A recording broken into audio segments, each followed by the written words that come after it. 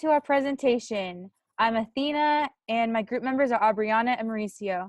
And today we're going to be talking about human immunodeficiency virus known as HIV.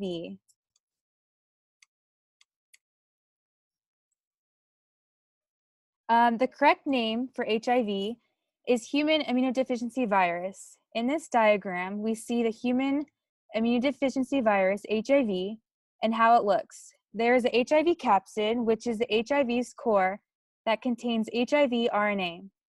There is HIV envelope, which is the outer surface of HIV. There are HIV enzymes, which are proteins that carry out steps in the HIV life cycle. There are also glycoproteins, which are like spikes connected to the HIV envelope. Lastly, there's HIV RNA, which is the HIV's genetic material. Did you know that HIV is a retrovirus? That means this virus uses single-stranded RNA for its genetic material. This is different genetic material than humans because we have double-stranded DNA. Retroviruses also have the ability to copy DNA to infect humans. The reverse transcriptase enzyme allows the RNA to do this. HIV is an envelope virus, which means that its conventional icosahedral or helical structure surrounded by a lipid bilayer membrane. In this diagram to the left, we are able to understand in more detail how HIV is replicated. 3 questions we should ask ourselves when learning about HIV replication is where is replication happening? How does replication happen? And how does this cause damage? HIV attaches and joins to the host cell. That is the binding step. The RNA from the HIV converts to DNA. The virus uses the host cell's machinery to replicate itself during a process called reverse transcription. I mentioned this process a few points back. The new copies of HIV then leave the host cell and move on to infect other cells. Did you know that HIV has special features? One special feature is the latent phase. Some infected HIV cells go through a resting period, where the cells don't produce new HIV. These cells can hide out for years and become active again. A second special feature to HIV is syncytia. HIV infection in a cell can lead to the formation of syncytia. This means cells join together to form large cells with many nuclei. This doesn't always happen to all HIV-infected people. When HIV proteins are being produced, the HIV proteins migrate to cell membrane.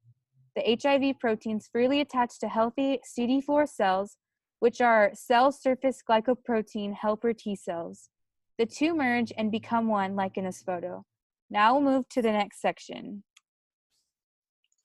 On this slide, we will talk about reservoirs.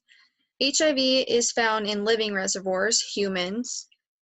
HIV is most commonly found in bodily fluids such as blood, semen, rectal fluids, vaginal fluids, and breast milk. The image to the right shows us the average number of particles of HIV in 1 ml of that particular body fluid. As you can see, blood is where the HIV virus would be most commonly found and where you would want to use the most caution. Transmission. There are many misconceptions spoken of socially when dealing with contracting HIV. These are ways you cannot contract HIV. They are hugging, shaking hands, sharing toilets, sharing dishes, or closed mouth or social kissing, saliva, tears, or sweat, mosquitoes, ticks, or other blood-sucking insects, and air. These are the ways to contract HIV. First, blood is the most effective way to transmit HIV. This can be done either through sharing needles, for example, recreational drugs, cuts where there is direct contact one person with the other, and if 2 people make out and are both bleeding from their gums. Second, semen and pre-semen fluid are both contagious, but pre-semen is actually more potent with the HIV virus. There is rectal fluid. Fourth, vaginal fluid are other ways to contract HIV. An interesting fact about this 5th form of transmission, breast milk, is that it was recently discovered in the 2000s. If you are in fear that you have contracted HIV via any of these ways, go to the emergency room immediately. There are also nonprofit organizations that always that can always walk you through the process. I would advise to reach out to your local nonprofit HIV center for further information pertaining to your specific region. Signs and symptoms. When contracting HIV, some of the signs and symptoms you can look out for are as follows. Stage 1, acute primary infection. The symptoms and signs are very much like flu-like symptoms. These can include, but are not limited to, rash, night sweats, muscle aches, sore throat, fatigue, swollen lymph nodes, and or mouth ulcers. Stage 2, the asymptomatic stage. There are certain cases where you cannot see or feel signs and symptoms for up to 10 to 20 years. So always get tested to make sure you are negative. You are encouraged to test yourself or go to a hospital, clinic, or testing center every 6 to 12 months if sexually active and not wearing protection, or getting tested if you feel you have come into contact with an HIV positive individual. Time is important when dealing with HIV. The faster you receive treatment, the better opportunity you have to fight off the infection before it takes over and infects the entire body. Stage 3, symptomatic HIV infection. By this stage, the immune system is severely damaged and cannot fight off simple infections. These infections are referred to as opportunistic infections. These symptoms can include weight loss, chronic diarrhea, persistent cough, serious illness or disease. AIDS. It is important to differentiate the difference between HIV and AIDS. AIDS is a particular set of symptoms. There is no test for AIDS. It is more of a classification. If you have HIV and a opportunistic disease such as bronchitis and your T cell count is under 200 count, you're diagnosed with AIDS. There is a cure for bronchitis and you can be rid of that disease, but the classification of AIDS does not go away. Prevention. Some ways to take care of yourself that can assist in prevention of contracting or spreading HIV are ARTs. ARTs are antiretroviral treatment. This consists of certain combination of drugs to help suppress the replication of the virus. Virus suppression is considered to be 200 copies of the virus or less in a milliliter of blood.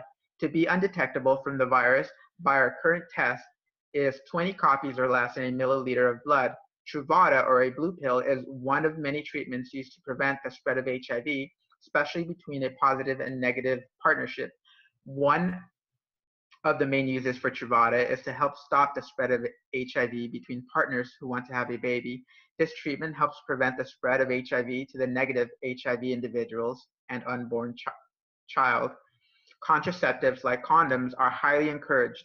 Other ways to prevent transmission are: do not share needles. If positive in delivering a baby, opt into a cesarean birth.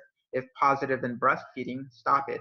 There is PrEP, pre-exposure prophylaxis, which allows you as a negative individual to strengthen your immune system if sexually active and in danger of contracting HIV. PrEP will help you to not contract HIV. PEP, post-exposure prophylaxis, is also known as a prevention method. This is a regimen of medication you can take if infected with HIV. There is a window of opportunity of 72 hours from infection to prevent the development of HIV. On this slide, we will talk about treatment options for the HIV virus. Unfortunately, there is currently no cure for HIV, but there are treatment options for HIV patients, which can keep them healthy for many years and also reduces the risk of the carrier transmitting HIV to their partner or partners. While being treated for HIV, there is a possibility of drug resistance. Once a patient contracts HIV, the virus begins to multiply and can make new versions of itself while the patient is taking the medication. This can lead to a new drug-resistant strain of HIV. Current treatment for HIV includes ART, or antiretroviral therapy, which is a multi-drug regimen. According to Paul Sachs, MD, Martin Hirsch, MD, Jennifer Mitty, MD, treatment of HIV is recommended in using multi-drug regimens such as ART, or antiretroviral therapy, which can reduce progression to AIDS, infection, hospitalization, and death. There are 4 drug classes of antiretroviral drugs that are used in treatment. These include nucleoside reverse transcriptase inhibitors, or NRTIs, non-nucleoside reverse transcriptase inhibitors, or NNRTIs, protease inhibitors, or PIs, and integrase strand transfer inhibitors, or NSTIs. Some specific and most commonly used drugs that are used in the NRTI class would be tenofovir and abacavir or Xiagen. In the INSTI drug class, there is raltegravir, elvitegravir, dolutegravir, and bictegravir are used.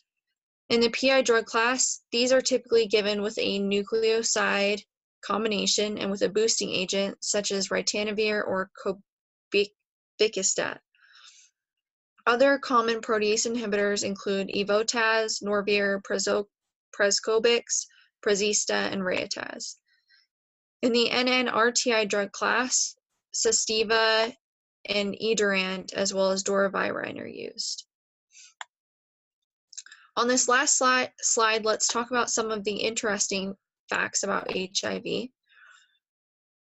Magic Johnson, a retired American professional basketball player for the Los Angeles Lakers, was one of the first celebrities to announce that he had contracted the HIV virus in 1991.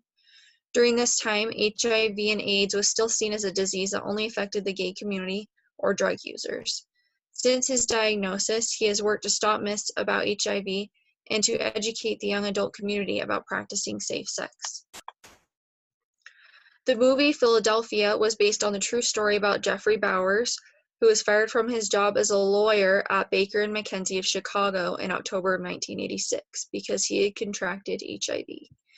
This was one of the earliest AIDS employment discrimination cases in United States history.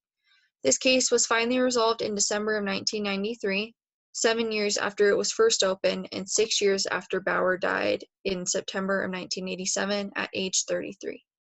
The settlement for this case was $500,000.